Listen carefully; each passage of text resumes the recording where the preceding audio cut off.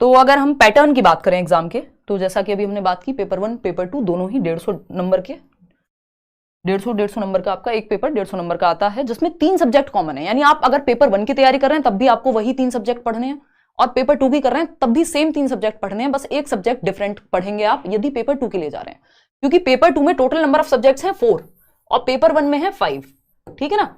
और इन 4 में से 3 जो है वो पेपर 1 पेपर 2 दोनों में कॉमन है, यानी 90 नंबर की तैयारी आपकी हो जाती है अगर आप बहुत अच्छे से पढ़ लेते हैं एक बार में।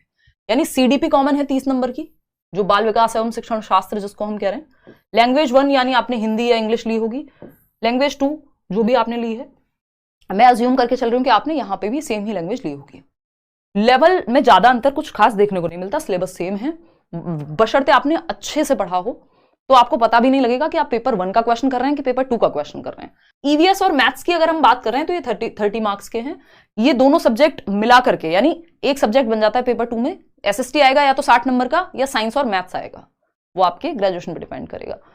कुछ चीजें जो हमें अवॉइड करनी, जिनको हम कहते हैं डोंट, मतलब ये काम नहीं करने, अवॉइड करनी है, मिस्टेक्स हैं, है ना। ये भाई साहब खड़े हैं ये लेकर के, रोट लर्निंग से बचना है। रोट लर्निंग बोले तो रटंत विद्या, रटना नहीं है, ये आपका एनसीएफ भी कह रहा है, बच्चों के लिए भी ये बात लागू होती है ना, और आप पे भी ये बात लागू होती है। अगर आप रटेंगे पेपर सॉल्व नहीं हो पाएगा। लैंग्वेज ऐसी बनाई जा रही है अभी पेपर की कि कॉन्सेप्चुअल क्लैरिटी आपकी होनी चाहिए, ठीक। तो एक तो रटने की कोशिश नहीं करनी है कि आपको लगे कि आप एक हफ्ता रट्टा लगाएंगे और काम बन जाएगा, दिमाग में चीजें बैठनी चाहिए। ग्रामर से बचना है, ये मैं जीवन पर्यंत से कह रही हूँ, यानी प्राचीन काल से 2016 से मैं ये बात कह रही हूँ, ग्रामर से बचना है। व्याकरण से क्या करना है, बचना है, क्योंकि व्याकरण इस एग्जाम में आधार नहीं है। हिंदी आती है, इंग्लिश आती है 30-30 नंबर की, लेकिन व्याकरण मुश्किल से 2-2, 3-3 नंबर की पैसेज में आती है। तो ग्रामर, उतनी ग्रामर आपने पढ़ी है बचपन से, अगर आप पैसेज प्रैक्टिस कर लेंगे आपको अलग से ग्रामर पढ़ने की जरूरत नहीं पड़ेगी। आपके पास समय है, आप किसी बैच में हैं, आपको कोई टीचर अपने तरीके से करा रहे हैं, कुछ पर्टिकुलर टॉपिक्स करा रहे हैं, वो आप कर सकते हैं। अदरवाइज अवॉइड कीजिए, पेडागोजी पे फोकस कीजिए। पेडागोजी रीढ़ की हड्डी है इस एग्जाम की, है ना। स्पाइनल कॉर्ड बोलते हैं ना, बिना उसके बैठ नहीं सकते, कुछ नहीं कर सकते, जीवन बेकार है। ऐसे ही सीटेट काम का नहीं है यदि आपने पेडागोजी नहीं पढ़ी। आएंगे उस पर। तो ग्रामर से बचना है, ग्रामर नहीं पढ़नी। ग्रामर पढ़ते रहते हैं कई लोग, पेडागोजी नहीं पढ़ते। पहले तो किताबों में नहीं आती थी ग्रामर, आजकल तो बुक्स भी अगर आप खरीदने जाएंगे वहां पे भी पेडागोजी मिल जाएगी। इतना बुरा हाल था। डेविएशन फ्रॉम सिलेबस, सिलेबस से भटक गए हम, सिलेबस पता ही नहीं है।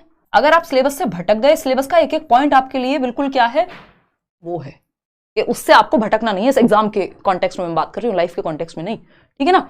अब करने लायक बातें क्या है, डूज कौन से हैं, ये देखो कितने बड़े यस वाले व्यक्ति खड़े हैं। सिंपल, जो अभी मैंने आपको 3 चीजें बताई उसमें से पहली चीज प्रीवियस ईयर क्वेश्चंस। इसके लिए आप एक बुक ले सकते हैं, क्योंकि पेपर ऑफलाइन हो गया है। बुक कोई भी ले सकते हैं, लेकिन गलतियां बहुत सारी मिल जाती हैं कई पब्लिकेशंस में। कुछ अच्छे पब्लिकेशंस भी आते हैं, तो कोई भी बुक जो आपको आर गुप्ता मिले, जो भी मिल जाए, पियर्सन मिल जाए, जो मिल जाए बुक, आप एक प्रीवियस ईयर ले लीजिए, किरण मिल जाए, जो भी बुक आपके हाथ में है प्रीवियस ईयर की, आप उठा लीजिए उसको मार्केट से, और एक ही बुक लीजिए, ज्यादा झंझट में मत पड़िए, क्योंकि ये आपकी तसल्ली के लिए होगा। मैं कितना भी मना कर लूं फिर भी आप लोग लोगे ही, है ना। अगर आप बैचेस में हैं तो बात अलग है, क्योंकि वहां सारी चीजें आपको एक साथ ही मिल रही हैं, सारे टीचर्स मिल रहे होंगे, अपना सब्जेक्ट पढ़ा रहे होंगे, मॉक टेस्ट मिल रहे होंगे, प्रैक्टिस सेट मिल रहे होंगे, नोट्स मिल रहे होंगे, चैप्टर वाइज पढ़ाई हो रही होगी। तो अगर आप सेल्फ स्टडी कर रहे हैं उस केस में अगर आपको लग रहा है कि एक बुक लेनी ही है तो आप बुक ले लीजिए, या फिर इससे भी अच्छा तरीका है वेबसाइट, सीटेट की वेबसाइट से डायरेक्ट डाउनलोड कर लीजिए। कितने 2018 का पेपर लिख लीजिएगा कहीं, 2018 का पेपर, 19 का अवॉइड कर सकते हो, 19 के दोनों पेपर इतने आसान। 18 का पेपर, 2020 वाला जो पेपर है ऑनलाइन जितनी भी शिफ्ट हैं वो, 2021 वाला पेपर, और ये जो अभी हुआ है, ये था तो कायदे में 2022 वाला, तो ये वाला पेपर ऑनलाइन। मतलब 2018 के बाद से 19 को आप स्किप कर सकते हो। 19 का पेपर एकदम नॉर्मल पेपर था, उसमें कुछ भी अलग से कोई कुछ नहीं उन्होंने स्पेशल दिया।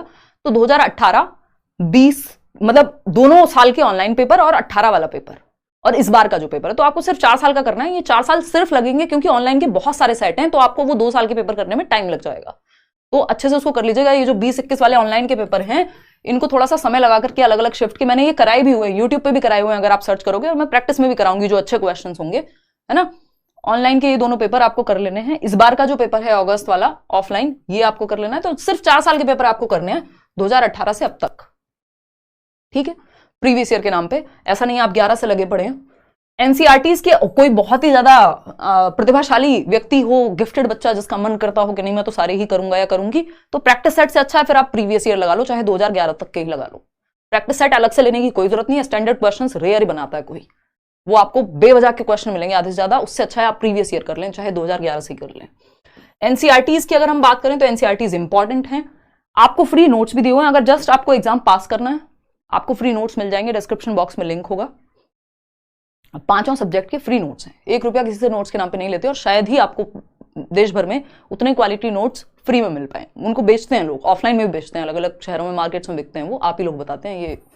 तो वो नोट्स आप फ्री हैं, उनको डाउनलोड कर लीजिए, प्रीवियस ईयर उठा करके पढ़ लीजिए वेबसाइट से, एक किताब मत लीजिए, कुछ मत कीजिए, लेकिन उसमें आपकी मेहनत पर्सनल लगेगी, ठीक है। या फिर आप बैच में एनरोल कर लीजिए, तो वहां फिर आपकी थोड़ा सा आप हर दिन के बेसिस पे पढ़ रहे होंगे, और एकदम से आपका जो हेडेक है सारा वो एक तरफ ही नहीं होगा, आपके साथ टीचर भी उतनी ही मेहनत कर रहे होंगे सारे सब्जेक्ट्स की, वो आप पे डिपेंड करता है टोटली। अगर हम कहें एक और चीज जो एनईपी हमें कह रही है और जो हमें पेपर में भी लगानी है, क्रिटिकल थिंकिंग। सारे ऑप्शंस कई बार सेम लगते हैं, सारे ऑप्शंस काम के लगते हैं, इस बार क्वेश्चंस भी इस तरह से पूछे गए हैं कई, तो अभी मैं पेपर 2 कल डिस्कस करूंगी, तब बात करेंगे उस पर कि आपको लगता है ये पूछना क्या चाहते हो, सोचना कैसे है टीचर के पर्सपेक्टिव से, जो पेडागोजिकल क्वेश्चन सॉल्व करने में काम आएगी। एक और चीज पैसेज प्रैक्टिस, पैसेज की प्रैक्टिस कर लेनी है, क्यों?